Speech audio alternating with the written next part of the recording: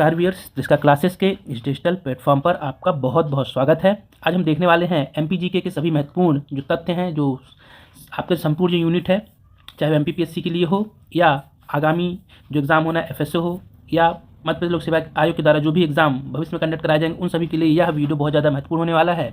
ये जो one liner fact है, आपको मध्य प्रदेश लोक सेवा आयोग के द्वारा 2021 से लेकर 23-24 तक जितने भी एग्जाम कंडक्ट कराए गए थे, उनके प्रश्नों का संग्रह है, जो कि वन लाइनर के रूप में है। बहुत ही महत्वपूर्ण वीडियो होने वाला है। इसके मैं आपको 2 या 3 पार्ट में वीडियो प्रोवाइड करूंगा। सभी के सभी वीडियो बहुत आपके लिए हेल्पफुल होने वाले हैं। तो इससे पहले चैनल पहले बार आया हुआ तो चैनल को सब्सक्राइब कर लीजिए, लाइक कीजिए, वीडियो को ज़्यादा शेयर कीजिएगा। चलिए शुरू करते हैं अपने यहाँ सीरीज़ को। सबसे पहला क्वेश्चन कुछ मैं फैक्ट भी आगे आपको बताता जाऊँगा, उस क्वेश्चन से रिलेटेड जो भी इंपॉर्टेंट रहेंगे। सबसे पहला है कि निम्नलिखित में से किस स्तूप को तोरण द्वार पर अशोक एवं उसकी 2 रानियों के साथ बोधि वृक्ष के यात्रा का अंकन मिलता है। ये शायद मुझे इतना याद आ रहा है कि 2022 या 2023 के एमपीपीएससी का ये क्वेश्चन है, पूछा गया था। तो इसका राइट आंसर हो जाएगा सांची। राइट आंसर क्या हो जाएगा? सांची में ऐसा अंकन देखने को मिलता है। साथ ही साथ आपको बता सांची स्तूप का निर्माण किसके द्वारा करवाया गया था, ये भी आप ध्यान रखेंगे। तो आप याद रखेंगे अशोक के द्वारा सांची स्तूप का निर्माण करवाया गया था। एक फैक्ट ये आपको ध्यान रखना है। साथ ही साथ आपको और क्या ध्यान रखना है, इसमें सांची को यूनेस्को की सूची में कब स्थान मिला, यूनेस्को की सूची में कब स्थान मिला, तो आपको ध्यान रखना 1989 में। कब मिला? 1989 में। और पहला स्थल कौन सा था, तो खजुराहो था 1986 में। ऐसे फैक्ट भी आप जरूर ध्यान रखेंगे। दूसरा फैक्ट देखते हैं। दूसरा है आपकी प्रसिद्ध स्वतंत्रता सेनानी भागीरथ सिलावट, शहादत खान एवं वंश गोपाल का संबंध निम्नलिखित में किस स्थान से? ऐसे क्वेश्चन आयोग में पूछे जाते हैं। तो इसका आंसर हो जाएगा इंदौर से। कहाँ से इनका संबंध था? इंदौर से। अगला फैक्ट देखते हैं। फैक्ट नंबर 3 आपका कि पंडित द्वारिका प्रसाद मिश्र निम्नलिखित में से किस समाचार पत्र के मुख्य संपादक थे? तो लोकमत के। किसके थे? राइट आंसर हो जाएगा लोकमत के मुख्य संपादक थे पंडित द्वारिका प्रसाद मिश्र। अगला है धर्मराजेश्वर स्मारक निम्नलिखित में से किस प्राचीन नाम से संबंधित है? तो धर्मराजेश्वर का संबंध कहाँ से है? दसपुर से। किससे है? तो राइट आंसर हो जाएगा दसपुर। बिल्कुल करेक्ट आंसर हो जाएगा। अगला है आनंद सिंह श्याम एवं धनैया बाई कलाकारों का संबंध निम्नलिखित में से किस कला से है? तो इनका संबंध आपको ध्यान रखना है गोंड से है, गोंड चित्रकला से है। किससे है? गोंड चित्रकला से इन दोनों कलाकारों का संबंध है। चलिए आगे बढ़ेंगे। निम्नलिखित में से वह कौन सा जिला है, निम्नलिखित में से वह कौन सा जिला है जो कपास और केले उत्पादन के लिए प्रसिद्ध है? तो यह जिला है बुरहानपुर। ऐसे अब ध्यान रखें, इसमें ओडीओपी में पूछा जाता है कि बुरहानपुर का ओडीओपी उत्पाद कौन सा है उसमें से, तो केला आपको ध्यान रखना है। अगला, निम्नलिखित में से किस जनजाति को आदर के साथ खुटिया पटेल के रूप में संबोधित किया जाता है? तो सहरिया। किसे कहा संबोधित किया जाता है खुटिया पटेल के रूप में? तो आपको ध्यान रखना है सहरिया को। अगला है भारत की जनगणना 2011 के अनुसार मध्य प्रदेश का न्यूनतम जनसंख्या घनत्व वाला जिला। तो आपको जो विकल्प दिए गए थे उसमें से आपको बताना है उसे न्यूनतम घनत्व देखा जाए तो कहाँ पे था? डिंडोरी में। विकल्प आपको दिए गए थे यहाँ पे कि डिंडोरी, राजपुर, निवाड़ी, मंडला। तो इसमें से डिंडोरी न्यूनतम घनत्व है, कितना है? 94। आप मुझे कमेंट बॉक्स बता सकते हैं सर्वाधिक घनत्व किस जिले में और कितना है, किस जिले में और कितना है। अगला फैक्ट देखते हैं। फैक्ट अगला है मध्य प्रदेश में कितनी बार राष्ट्रपति शासन लागू हुआ? तो आपको ध्यान रखना है मध्य प्रदेश में 3 बार राष्ट्रपति शासन लागू किया जा चुका है। कितनी बार राष्ट्रपति शासन लिखा है? तो 3 बार। अब सन भी आपको ध्यान रखना, कई बार क्वेश्चन में आपसे हो सकता है कि सन भी पूछ लिया जाए, तो मैं आपको सन भी बता दे रहा हूँ कि मध्य प्रदेश में जो राष्ट्रपति शासन है वो 3 बार तो लगाया गया है। और वह राष्ट्रपति शासन कब कब लगाया गया है तो आप ये भी ध्यान रखेंगे। तो वह याद रखना है आपको, सन 1977 में लगा है, 1980 में लगा है और 1992 में लगा है। ऐसे कितने बार राष्ट्रपति शासन लगा है? 3 बार में राष्ट्रपति शासन लगा हुआ है। ये भी आप 77, 80 और 92 है ना। चलिए आगे बढ़ेंगे। अगला फैक्ट देखेंगे कि मध्य प्रदेश में मुख्यमंत्री की अनुपस्थिति में निम्नलिखित में से कौन मंत्रिपरिषद की बैठक की अध्यक्षता करता है? तो यह करता है मुख्यमंत्री द्वारा नाम निर्दिष्ट मंत्री, मतलब जिसे मुख्यमंत्री निर्देशित करता है वह इस बैठक की अध्यक्षता करता है। अगला फैक्ट है आपका राज्य मानवाधिकार आयोग के सदस्यों की नियुक्ति हेतु गठित समिति की अध्यक्षता कौन करता है? तो इसकी अध्यक्षता मुख्यमंत्री के द्वारा की जाती है। अगला फैक्ट आपका मध्य प्रदेश राज्य पिछड़ा वर्ग आयोग संशोधन अधिनियम 2021 के अंतर्गत कितने अशासकीय सदस्य हो सकते हैं? तो 5 अशासकीय सदस्य हो सकते हैं। इस नियम में संशोधन किया गया था उसके बाद से। अगला, मध्य प्रदेश के किस जिले से कर्क रेखा गुजरती है? देखिए जो एआरओ का एग्जाम हुआ है नवंबर माह में, उसमें क्वेश्चन पूछा गया था कि कितने जिलों से होकर गुजरती है, कुल संख्या पूछी थी। यहाँ पूछा कि मध्य प्रदेश किस जिले से होकर कर्क रेखा नहीं गुजरती है? तो आपको ध्यान है इंदौर से कर्क रेखा नहीं गुजरती है। अगला फैक्ट है आपको लिए कि मध्य प्रदेश के किस क्षेत्र में काली मिट्टी पाई जाती है? तो बघेलखंड के पठार में काली मिट्टी, माफ करना, नहीं पाई जाती है, मुझसे गलती होगी। निम्नलिखित में से किस क्षेत्र में काली मिट्टी नहीं पाई जाती है? तो बघेलखंड के पठार, दिए गए ऑप्शन में से होगा ये। फिर इसमें से आपको किस क्षेत्र पाई जाती है काली मिट्टी? तो आपको ध्यान रखना है मालवा। किस क्षेत्र पाई जाती है? मालवा का जो पठार है, मालवा के पठार में यह काली मिट्टी क्या है? पाई जाती है। इस बात को भी आप अच्छे से ध्यान रखेंगे, ये भी आपके लिए बहुत ज़्यादा महत्वपूर्ण हो सकता है। फिर आगे बढ़ेंगे। अगला फैक्ट है आपके लिए कि अच्छा, 2-3 फैक्ट और जान लेते हैं। मिट्टी की बात हो रही है, मैं यहीं पे आपको बता दूं कि मध्य प्रदेश में कितने प्रकार की मिट्टी पाई जाती है। तो आपको ध्यान रखना है, मध्य प्रदेश में 5 प्रकार की मिट्टी पाई जाती है। सर्वाधिक कौन सी मिट्टी पाई जाती है? तो सर्वाधिक काली मिट्टी पाई जाती है, सबसे कम। फिर इसके बाद आपको ध्यान रखना है सबसे उपजाऊ मिट्टी कौन सी होती है? तो जलोढ़ होती है, ये भी आप ध्यान रखेंगे। चलिए आगे बढ़ेंगे। अगला है फैक्ट आपका कि मध्य प्रदेश को कितने कृषि जलवायु क्षेत्रों में बांटा गया? ये क्वेश्चन पूछा गया कई बार, तो आपको ध्यान है 11 कृषि जलवायु क्षेत्रों में बांटा गया है। अगला फैक्ट है, निम्नलिखित में से किस जिले में बैगा विकास अभिकरण नहीं है? तो जो विकल्प दिए गए उसमें से रायसेन में नहीं है। चलिए आगे बढ़ेंगे। अगला फैक्ट है कि 600 मेगावाट क्षमता की सौर तरल परियोजना, जिसे हम solar floating project, Madhya Pradesh के किस क्षेत्र में प्रस्तावित है? तो ओमकारेश्वर खंडवा में। कहाँ पे है ये? ओमकारेश्वर खंडवा में। अगला है, मध्य प्रदेश में निम्नलिखित में से कौन सा स्थान जिला तापी विद्युत केंद्रों से संबंधित नहीं है? तो यह है दोंगलिया, दिए गए ऑप्शन में से दोंगलिया, मंडी, खरगोन, जो कि खंडवा जिले में स्थित यह जो स्थल है, यह तापी विद्युत केंद्र यहाँ पे नहीं है। यहाँ पे कौन सा होगा? तो जल विद्युत केंद्र यहाँ पे स्थापित है। चलिए आगे बढ़ेंगे। अगला है आपको फैक्ट कि निम्नलिखित में से दुर्गाबाई एवं किस जनजाति कला से संबंधित है? तो इनका भी संबंध गौड़ शैली से है। भोपाल गैस त्रासदी, अगला फैक्ट, भोपाल गैस त्रासदी किस वर्ष हुई थी? तो 1984, एग्जैक्ट डेट है 2-3 दिसंबर 1984। कौन सी गैस का यहाँ पे रिसाव किया गया था? तो मिग गैस का, मिथाइल आइसोसाइनेट गैस का यहाँ पे क्या हुआ था? मिथाइल आइसोसाइनेट गैस के यहाँ पे रिसाव हुआ था। उस समय यदि आपसे पूछा जाए कि यहाँ पे सीएम कौन थे, ऐसा क्वेश्चन पूछ लिया जाए, इस घटना के समय सीएम कौन थे मध्य प्रदेश के, तो आपको ध्यान रखना है इसमें अर्जुन सिंह। कौन सीएम थे? तो हमारे यहाँ के जो सीएम थे वो कौन थे? अर्जुन सिंह थे। ये यहाँ के समय के जब ये घटना हुई थी भोपाल गैस त्रासदी, उस समय यहाँ पे सीएम हुआ करते थे। ये भी आपको ध्यान रखना है, ये भी इंपॉर्टेंट है। अभी आप चलिए आगे बढ़ेंगे। निम्नलिखित में से कौन मध्य प्रदेश के प्रमुख चित्रकार नहीं है? तो नाना साहब पेंसे, ये यहाँ के प्रमुख चित्रकार नहीं है, दिए गए ऑप्शन में से। अगला है, विमुक्त जनजाति दिवस मध्य प्रदेश को किस दिनांक में मनाया जाता है? तो 31 अगस्त। अब यहाँ पे 2-3 फैक्ट मैं आपको और बता देता हूँ जो आपके एग्जाम के लिए बहुत ज़्यादा महत्वपूर्ण होने वाले हैं। चलिए कौन कौन से फैक्ट है तो वो भी आप देख लीजिए साइड में। देखिए इससे रिलेटेड इस फैक्ट बता दे रहा हूँ। जनजातियों से 3 डेटें आपको बहुत अच्छे से ध्यान रखना है। एक तो आपको 31 अगस्त, जो कि इस क्वेश्चन में पूछ लिया गया, ये डेट हो गई। एक आपको ध्यान रखना है 9 अगस्त, और एक आपको ध्यान रखना है 15 नवंबर। कौन सी डेट? 15 नवंबर। ये तीनों डेट बहुत ज़्यादा महत्वपूर्ण है। यहाँ पे आपने देखा विमुक्त जनजाति दिवस मनाया जाता है मध्य प्रदेश शासन के द्वारा। ये विश्व आदिवासी दिवस मनाया जाता है। विश्व आदिवासी दिवस कब मनाया जाता है? तो 9 अगस्त को। और आपको ध्यान रखना है 15 नवंबर को क्या है? बिरसा मुंडा जयंती मनाई जाती है यहाँ पे। तो बिरसा मुंडा जयंती, ये तीनों फैक्ट आपको ध्यान रखना है। तीनों के तीनों फैक्ट पूछे गए हैं और महत्वपूर्ण हो जाते हैं यदि जनजाति वाले चैप्टर से क्वेश्चन पूछा जाता है तो। चलिए आगे बढ़ेंगे। अगला है, मध्य प्रदेश की खिलाड़ी चिंकी यादव का किस खेल से संबंध है? तो ये निशानेबाजी या शूटिंग से इनका संबंध था। फिर आगे देखेंगे, ये क्वेश्चन भी 23-24 का ही है कि किस भारतीय राज्य में अभी हाल ही में विश्व पेंगुइन दिवस पर एक रेडियो टैग प्रदान, इसमें करंट का क्वेश्चन था, तो मध्य प्रदेश हो जाएगा इसका करेक्ट आंसर।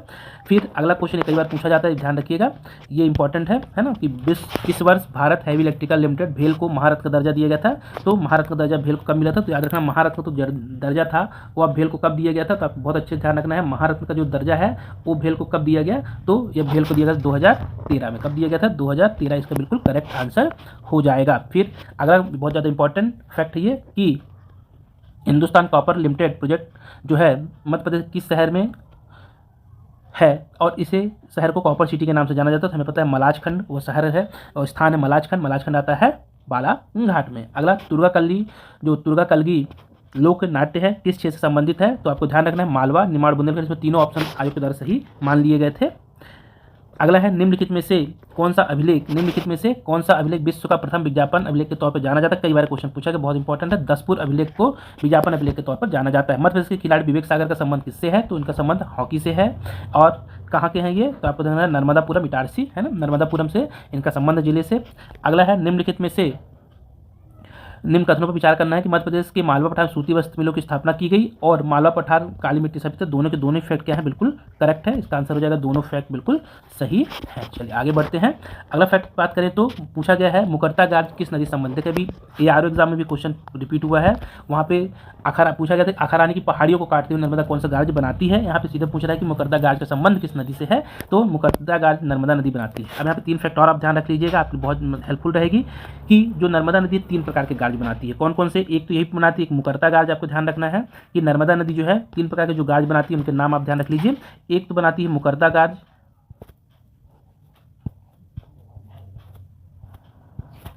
है ना। एक मुकरदा गार्ज बनाती है, दूसरा जो गार्ज बनाती है उसका नाम है कंदरा गार्ज, दूसरा गार्ज का नाम है कंदरा गार्ज। और ये कहाँ पे बनाती है, भेड़ाघाट के आसपास, भेड़ाघाट में मुकरदा गार्ज यखरानी के पहाड़ों को काटते हुए बनाती है। और एक गार्ज और बनाती है नर्मदा नदी, वह कौन सा गार्ज है उसे भी आपको उदाहरण मैंने बताया कि जो है ये आपकी नर्मदा नदी है 3 प्रकार के गार्ज बनाती है। तो मुकरदा गार्ज हो गया, कंदरा गार्ज हो गया, इसके अलावा एक गार्ज और बनाती है जिसे बोला जाता है मंधाता गार्ज। क्या बोला जाता है, मंधाता गार्ज।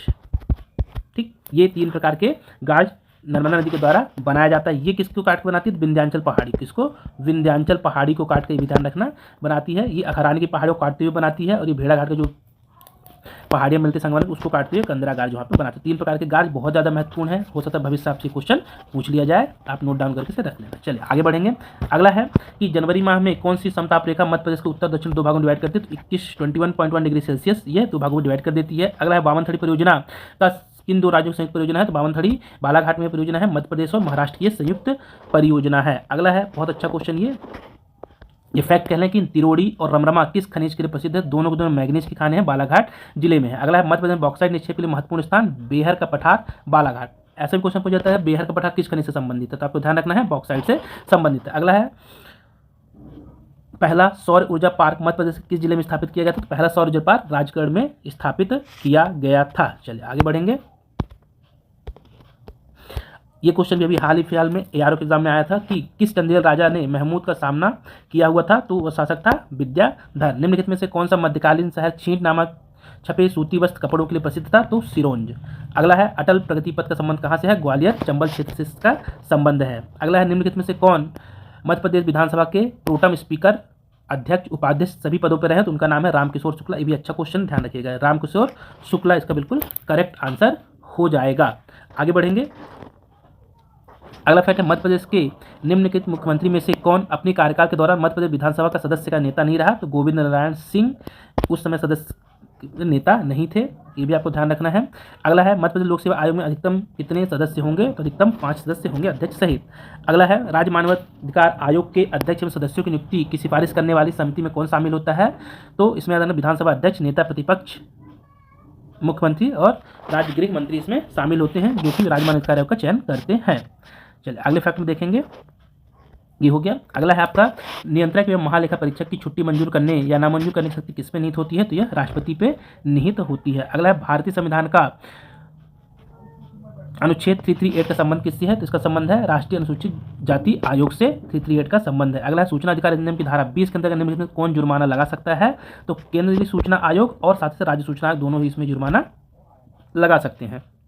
अगला है भारत के नियंत्रक में महालेखा परीक्षक के लेखन संबंध अपना जो वार्षिक प्रतिवेदन किसे प्रस्तुत करता है, तो राष्ट्रपति को प्रस्तुत करता है। साथ ही साथ इसमें भी क्वेश्चन पूछा गया था कि जो राज्य सूचना आयोग है विधानसभा के पटल पर अपना वार्षिक प्रतिवेदन रखता है किस धारा के तहत रखता है, तो 25 आपको ध्यान रखना है। आप मेरे पिछले वीडियो जाकर देखें जिसमें मैंने एक सीरीज के तहत 4 पार्ट में वीडियो लाया हुआ था, उसमें एक क्वेश्चन कराया हुआ है, आप उसे जरूर देख लीजिएगा, इसी चैनल पर आपको मिल जाएगा। अभी हाल फिलहाल में उसको मैंने अपलोड किया है, तो भी आपके लिए बहुत ज़्यादा महत्वपूर्ण है।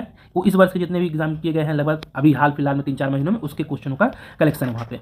आगे है राज्य लोक सेवा आयोग के अध्यक्ष एवं सदस्यों की नियुक्ति किसके द्वारा की जाती है, तो आपको ध्यान रखना है राज्यपाल के द्वारा की जाती है। मध्य प्रदेश में सरपंच उप सरपंच यदि अनुपस्थित हैं तो ग्राम सभा की बैठक की अध्यक्षता कौन करेगा, इस प्रयोजन हेतु ग्राम सभा की जो बैठक उसमें उपस्थित सदस्यों के द्वारा निर्वाचित संबंधित ग्राम पंचायत का पंच। निम्नलिखित में से किस जिले में गोटमार मेले का आयोजन किया जाता है, देखो अब जो गोटमार का मेला उस समय जब था तो छिंदवाड़ा था। अब इसमें क्या फैक्ट आपको ध्यान रखना है, चूंकि इस छिंदवाड़ा डिस्ट्रिक्ट से एक नया जिला बना दिया गया, अब इसको थोड़ा समझ लीजिए आप, आपके लिए महत्वपूर्ण रहेगा। यदि आपको छिंदवाड़ा ऑप्शन आता तो कोई दिक्कत ही नहीं,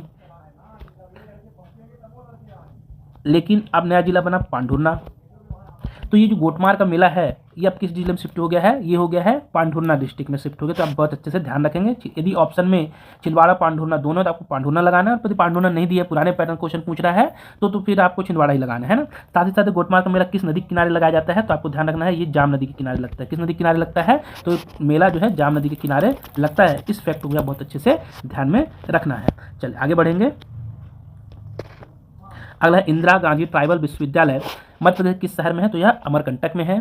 फिर भारतीय संविधान के अनुच्छेद किस अनुच्छेद के तहत ग्राम पंचायत में ग्राम सभा के गठन का प्रावधान किया गया, तो अनुच्छेद 243A में है। राम सहाय पांडे इनका 2024 में निधन हो गया है ना, तो राम सहाय 2024 में 2025 में, तो राम सहाय पांडे किस लोक नृत्य कला संबंधित राय की प्रसिद्ध कलाकार इन्हें पद्मश्री भी मिला हुआ है, ये भी आप ध्यान रखेंगे, इन्हें पद्मश्री भी मिला हुआ है, इस बात को भी आप अच्छे से ध्यान रखेंगे। बुंदेलखंड क्षेत्र से इनका संबंध है, सागर जिले से। चलिए आगे बढ़ेंगे।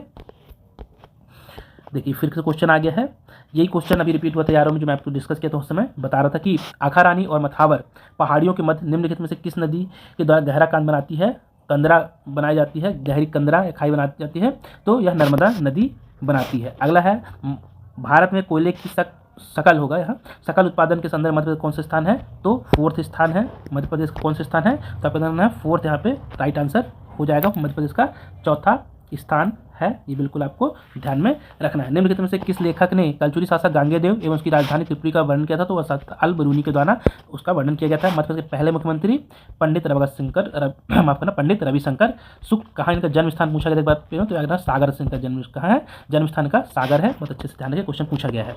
अगला है, मध्य प्रदेश की प्रथम महिला राज्यपाल कौन थी, सुश्री सरला ग्रेवाल। मध्य प्रदेश में ग्राम पंचायत घोषित करने की न्यूनतम संख्या कितनी है, तो 1000। मध्य प्रदेश में सरकार द्वारा लाडली बहना योजना के अंतर्गत योग महिला कितनी राशि दी जाती है, तो जब यह योजना शुरू की थी 1000 प्रतिमाह, अब वर्तमान कितनी मिल रही है, तो 1500 रुपये, बढ़ा के कितनी की जाएगी, 3000 रुपये तक बढ़ा के करना है 2028 तक। चलिए ये भी ध्यान रखना, इंपॉर्टेंट हो सकता है आपके लिए। चलिए आगे बढ़ेंगे। अगला है, मध्य प्रदेश में वैश्विक निवेश शिखर सम्मेलन 2023 किस जगह पर, तो इंदौर में हुआ था, नहीं पूछेगा, तो उसमें करंट क्वेश्चन था। भारतीय सेना ने मध्य प्रदेश किस स्थान पर क्वांटम प्रयोगशाला 2021 में स्थापित की थी, महू, ये ध्यान रखें, इंपॉर्टेंट है। अगला है, बीना नदी निम्नलिखित में से किसकी सहायक नदी है, तो बेतवा की सहायक नदी है। अगला है, निम्नलिखित में से कौन सा जिला वर्षा ऋतु में अधिक वर्षा प्राप्त करता है, तो दिए गए विकल्प मंडला। भौगोलिक क्षेत्रफल के प्रतिशत के रूप में निम्नलिखित में से कौन से जिले में वन सर्वाधिक है, तो वन क्षेत्र सर्वाधिक है, तो इसमें से दिए गए विकल्प में से श्योपुर में ज़्यादा हो जाएगा। अगला है, निर्मल वर्मा पुरस्कार मध्य प्रदेश संस्कृति विभाग द्वारा किस क्षेत्र में दिया जाता है, भारतीय प्रवासी द्वारा हिंदी के प्रचार प्रसार के लिए। निम्नलिखित में से कौन सा राष्ट्रीय उद्यान अधिकारिक तौर पर भूरसिंह द बारहसिंगा नामक शुभंकर पेश करने वाला पहला राष्ट्रीय उद्यान बना, तो कान्हा राष्ट्रीय उद्यान है। चलिए लास्ट स्लाइड देखते हैं। ये सभी क्वेश्चन बहुत ज़्यादा महत्वपूर्ण है, तो एग्जामों में पूछे गए क्वेश्चन है ये। अगला है फैक्ट आपका कि मध्य प्रदेश के मालवा क्षेत्र में प्राचीन राजवंश शुंग के बाद किस राजवंश ने प्रवेश किया था, तो सातवाहनों ने यहाँ पे प्रवेश किया हुआ था। बाबर के द्वारा चंदेरी पर किए गए आक्रमण द्वारा वहाँ का राजपूत शासक कौन था, तो मेदिनी राय, आपको ध्यान रखना है। अगला है फैक्ट, गढ़मंडला की प्रसिद्ध रानी का नाम बताए, तो रानी दुर्गावती। फिर है, मध्य प्रदेश शासन के द्वारा 2018 में प्रारंभ की गई मुख्यमंत्री कल्याण योजना संबल 2.0 का उद्देश्य क्या था, तो असंगठित क्षेत्र सम्मिलित थे उनको सामाजिक सुरक्षा प्रदान करना। निम्नलिखित में से मध्य प्रदेश शासन किस विभाग को सूरज धारा योजना से है, तो संबंध है किसान और कल्याण एवं कृषि विभाग से सूरज धारा योजना का संबंध है। अगला है, मध्य प्रदेश की प्रसिद्ध लोक गायिका, तो ये मध्य प्रदेश की तीजन बाई छत्तीसगढ़ में है, तो छत्तीसगढ़ से इनका संबंध था, उस क्वेश्चन के बाद में डिलीट कर दिया गया था।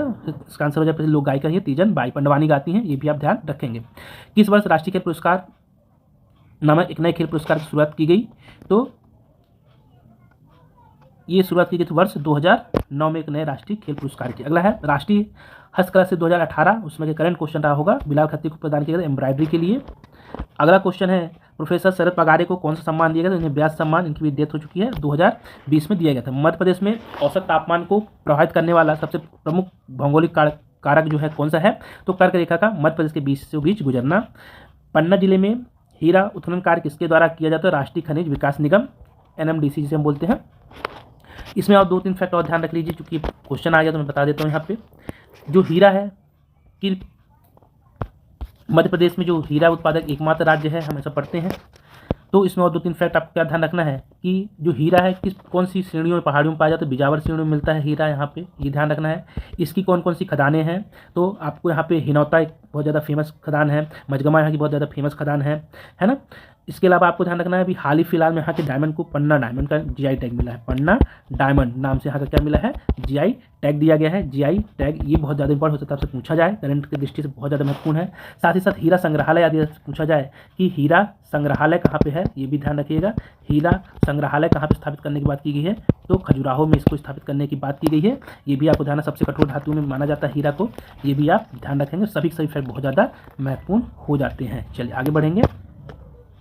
अगला है, निम्नलिखित में से कौन सा कोयला क्षेत्र मध्य प्रदेश में स्थित नहीं है, तो कोरबा ये छत्तीसगढ़ क्षेत्र में आता है, तो यहाँ पे मध्य प्रदेश में स्थित नहीं है। आगे बढ़ेंगे। मध्य प्रदेश में विधानसभा में विपक्ष के नेता कौन थे, पहले विपक्ष के नेता तो विश्वनाथ यादवराव तमस्कर, इनका नाम आपको ध्यान रखना है। कवि बिहारी किस राज्य से संबंधित, इनका संबंध मध्य प्रदेश से था। भीलट बाबा कौन है, भीलों के प्रमुख देवता हैं भीलट बाबा। अमृतलाल बेगड़ का संबंध किससे है, दिएगा ऑप्शन में से चित्रकला, साथ ही साथ लेखक भी हैं, ये भी आप ध्यान रखना है। नर्मदा परिक्रमा भी इन्होंने की हुई, कोई नर्मदा केवल बहुत सारी पुस्तकें भी इन्होंने लिखी हुई है नर्मदा नदी के ऊपर, है ना। अगला है मध्य प्रदेश को कब पूर्ण रूप से खुले में शौच से मुक्त किया गया था, 2 अक्टूबर 2018 को।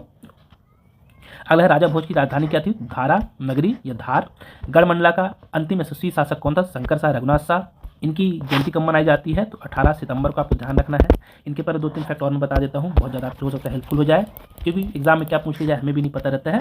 देखिए, राजा शंकर शाह ये अंतिम शासक तो थे ही थे, साथ ही साथ इनका भी संग्रहालय बनाया गया है। तो शंकर शाह रघुनाथ शाह जनजाति संग्रहालय कहाँ पे बनाया गया है, तो संग्रहालय जो है इनके ऊपर संग्रहालय जो बना है ये भी ध्यान रखना। इसका पीएम के द्वारा उद्घाटन किया गया था ऑनलाइन वर्चुअली। ये बना हुआ जबलपुर में, कहाँ बना हुआ है, तो यह जबलपुर में बना हुआ, जहाँ पे इनका समाधि स्थल है उसके थोड़ा से पास में यह संग्रहालय बनाया गया है। साथ ही साथ जो छिंदवाड़ा विश्वविद्यालय है, छिंदवाड़ा विश्वविद्यालय का नाम इनके नाम पर ही रखा गया है। छिंदवाड़ा विश्वविद्यालय का नाम, छिंदवाड़ा यूनिवर्सिटी जो है विश्वविद्यालय का नाम इन्हीं के नाम पर रखा गया है। शंकर शाह विश्वविद्यालय उसका नाम रख दिया गया, ये भी आपको बहुत अच्छे से ध्यान रखना है। 18 सितंबर को उनकी जयंती मनाई जाती है, ये भी ध्यान रखना है। अगला है मध्य प्रदेश की निम्नलिखित कौन सी प्रमुख, मध्य प्रदेश की निम्नलिखित में से कौन सी प्रमुख फसल है, तो मध्य प्रदेश दिए गए ऑप्शन से गेहूं प्रमुख फसल है। मध्य प्रदेश के किस भाग में वार्षिक तापांतर जो तापांतर है वो अधिक रहता है, उत्तरी क्षेत्र में ज़्यादा रहता है। मध्य प्रदेश में ग्रीष्म ऋतु में औसत तापमान बढ़ता है, तो कैसे और बढ़ता है, दक्षिण से उत्तर की ओर बढ़ता है। मध्य प्रदेश में कुल वनों के कितने प्रतिशत भाग पर सागौन पाया जाता है, तो 20% है, 19.38 के आसपास यहाँ पे सागौन पाया जाता है। क्वेश्चन पूछा गया, बहुत ज़्यादा विवादित भी हुआ था, तो 19.38 इसका बिल्कुल करेक्ट आंसर हो जाएगा। तो ये थे आज के लगभग ये 60-70 आपके फैक्ट हैं जो कि बहुत ज़्यादा महत्वपूर्ण है आपके लिए, और मैंने और कुछ फैक्ट भी आपको जोड़ के बताया। इसके 2-3 वीडियो और मिलेंगे आपको जो बहुत ज़्यादा हेल्पफुल होंगे आपके आगामी एग्जामों के लिए। आप सभी को बहुत सारी ढेर सारी शुभकामनाएं आपके आगामी एग्जामों के लिए। और वीडियो अच्छा लगा हो तो इसे ज़्यादा से ज़्यादा आप शेयर कीजिए, चैनल को सब्सक्राइब और लाइक जरूर कीजिएगा। फिर मिलेंगे नए वीडियो के साथ, तब तक के लिए बहुत बहुत धन्यवाद।